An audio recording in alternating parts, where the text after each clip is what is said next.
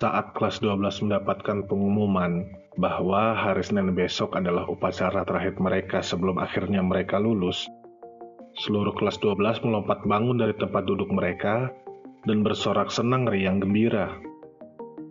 Di rumah, seluruh atribut upacara mulai dari topi, dasi, pin, dan bahkan kaos kaki disiapkan. Padahal mereka ini udah upacara hampir 3 tahun loh selama SMA. Tapi kenapa saat diumumkan bahwa besok Senin adalah upacara terakhir, mereka se-excited itu?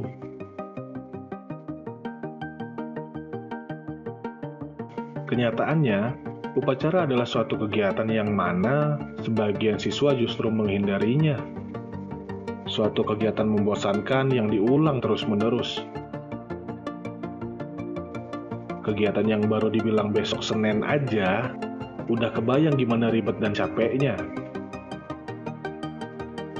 Keribetan itu dimulai dari harus berangkat lebih awal karena jam masuk sekolah yang berubah, hukuman yang menanti kalau atribut tidak lengkap, barisan yang dipisahkan saat terlambat, sampai sanksi langsung berupa teguran atau cubitan gemes ketika berbisik di barisan saat momen seremonial berlangsung.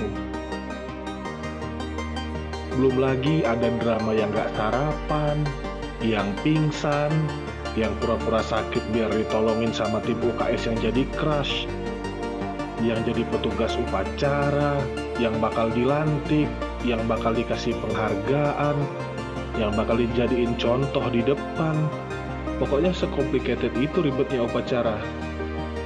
Yakin deh, sebagian dari kita selalu menghindarinya sebisa mungkin, sesering mungkin.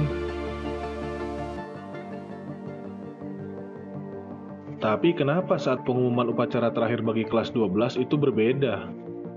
Kenapa semua keribetan dan hal-hal nyusahin itu semua seakan hilang? Seakan-akan hal itu adalah serangkaian kegiatan menyenangkan yang akan mencapai klimaksnya saat dilakukan untuk terakhir kalinya. Kenapa kok semua hal itu berbeda? Padahal ini upacara yang sama, kenapa perlakuannya berbeda? Kenapa rasanya berbeda? Apa mereka sudah lupa seperti apa selama ini mereka menghindarinya? Lalu di saat-saat terakhir, mereka mengikutinya dengan riang gembira. Apa mereka sudah lupa setebal apa nama mereka dicatat di buku pegangan BK karena kesalahan-kesalahan menjelang, saat, dan atau selepas upacara. Lalu, saat terakhir kalinya, mereka menyambutnya dengan senyum bangga. Apa mereka sudah lupa bagaimana membosankannya amanat pembina upacara yang itu-itu saja? Lalu di saat terakhir kalinya, mereka menyimaknya dengan penuh seksama. Apa mereka sudah lupa bagaimana mereka menjelma menjadi sosok ninja yang lari dan melompat sana-sini menghindari guru killer? Lalu di saat terakhir kalinya, mereka malah mendatanginya, mencium tangannya, sambil berkata, "Pak, Bu, terima kasih atas didikannya." Apa mereka sudah lupa pernah seserius itu menyiapkan alasan-alasan untuk menghindar dari matahari pagi di tengah lapangan, mengeluh sakit dan pura-pura pingsan, lalu di saat terakhir kalinya, mereka datang lebih awal, khidmat mengikuti seremonial, lalu menetap di lapangan, membuat lingkaran, sembari menyanyikan lagu Sampai Jumpanya Endang Sukamti, sambil sesekali menyeka air mata yang jatuh dengan sendirinya.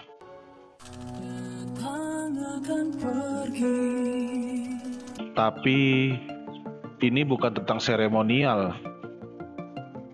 Ini bukan tentang upacara. Bukan tentang amanat pembina, juga bukan tentang amal catatan guru BK. Ini adalah tentang bangun lebih pagi untuk sahur, tentang puasa, tentang berbuka, tentang taraweh, tentang tadarus, dan tentang zakat yang harus dibayarkan, yang semuanya terangkum dalam satu bulan mulia bagi umat muslim sejagat raya, bernama Ramadan, yang mungkin saja ini adalah Ramadan terakhir kita.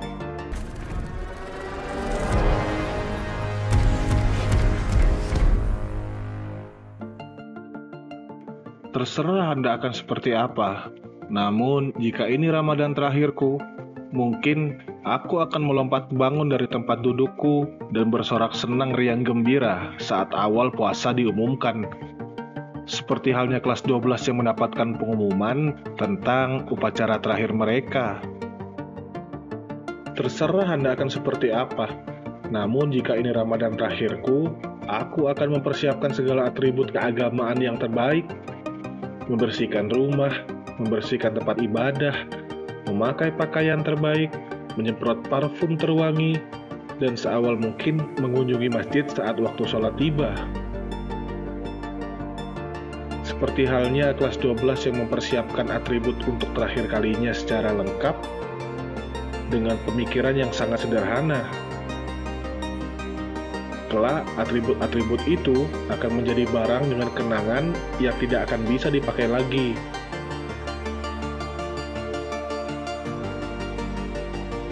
Terserah Anda akan seperti apa.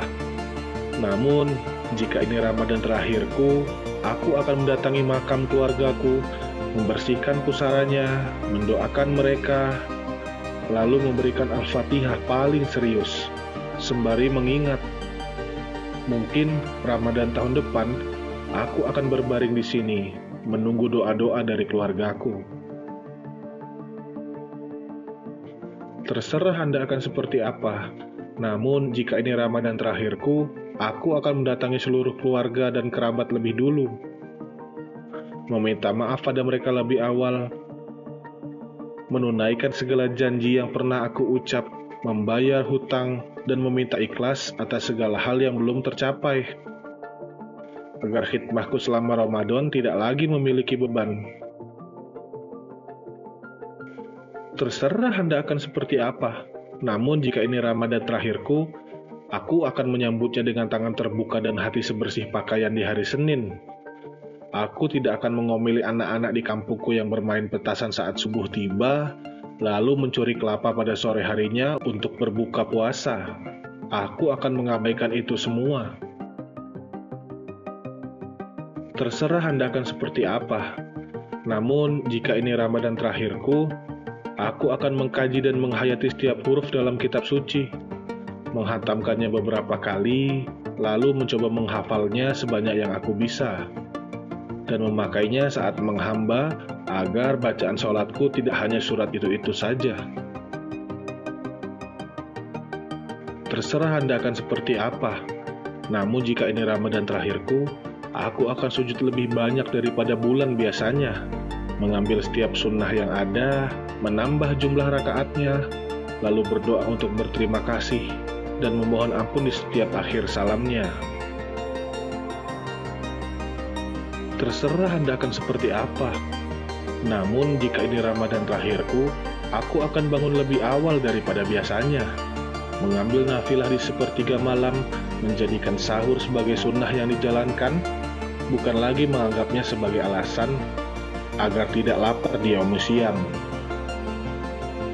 Terserah Anda akan seperti apa. Namun jika ini Ramadan terakhirku, aku akan menjalankan sholat rawih 1 bulan penuh tanpa berpura-pura lelah, tanpa memilih-milih masjid dengan rakaat paling sedikit, dan tanpa mempedulikan ajakan reunian, buka bersama, atau bahkan sekadar kumpul-kumpul untuk pamer pencapaian. Yang sudah pasti tidak akan ada tarawih berjamaah masuk dalam agendanya. Terserah Anda akan seperti apa.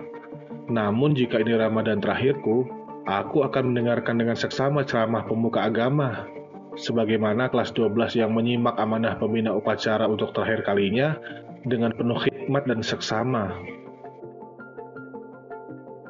Terserah Anda akan seperti apa. Namun, jika ini Ramadan terakhirku, aku akan mendatangi guru-guruku, terutama guru mengaji, lalu mencium tangannya sambil mengucap terima kasih telah menjadi pelita di jalanku yang gelap gulita. Terserah Anda akan seperti apa.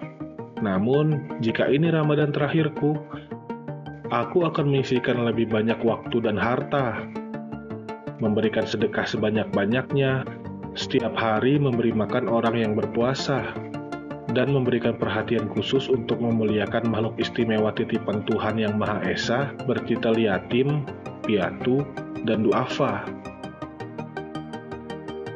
Terserah Anda akan seperti apa. Namun jika ini Ramadan terakhirku, aku akan lebih banyak bersyukur, berbuat dan bersikap lebih baik lagi kepada tetangga dan sesama manusia, berhenti membicarakan keburukannya, dan berterima kasih atas kebaikan-kebaikan yang mereka berikan kepada aku selama ini. Terserah Anda akan seperti apa. Namun jika ini Ramadan terakhirku, aku akan memprioritaskan Ramadan sebagai bulan penuh keajaiban, mencoba meraih malam Lailatul Qadar dan menjadikan setiap sunnah yang disyariatkan sebagai suatu kewajiban yang rugi bila ditinggalkan. Terserah Anda akan seperti apa. Namun jika ini Ramadan terakhirku, aku akan memperpanjang wudhuku dan tidak akan membiarkan bibirku kering dari beristighfar dan bersolawat. Terserah Anda akan seperti apa.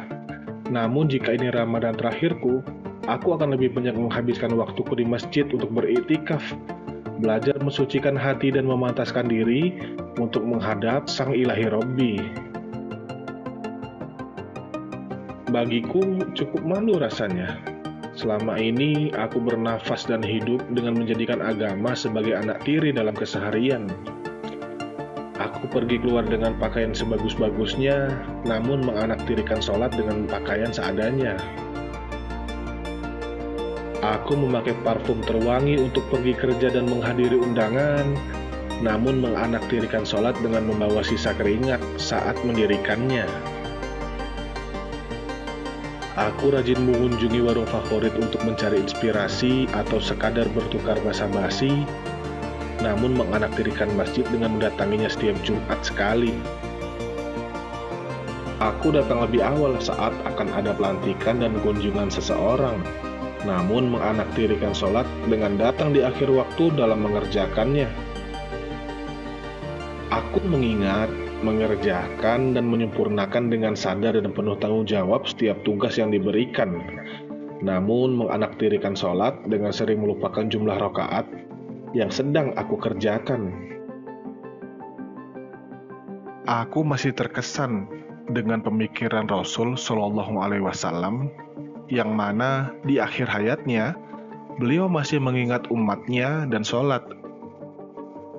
Lalu umat yang dibanggakan itu dan sholat yang disyariatkan agar diringankan dari 50 waktu menjadi 5 waktu, justru diabaikan begitu saja oleh umatnya. Lalu, jika ini adalah Ramadan terakhir Anda, apa yang akan Anda lakukan?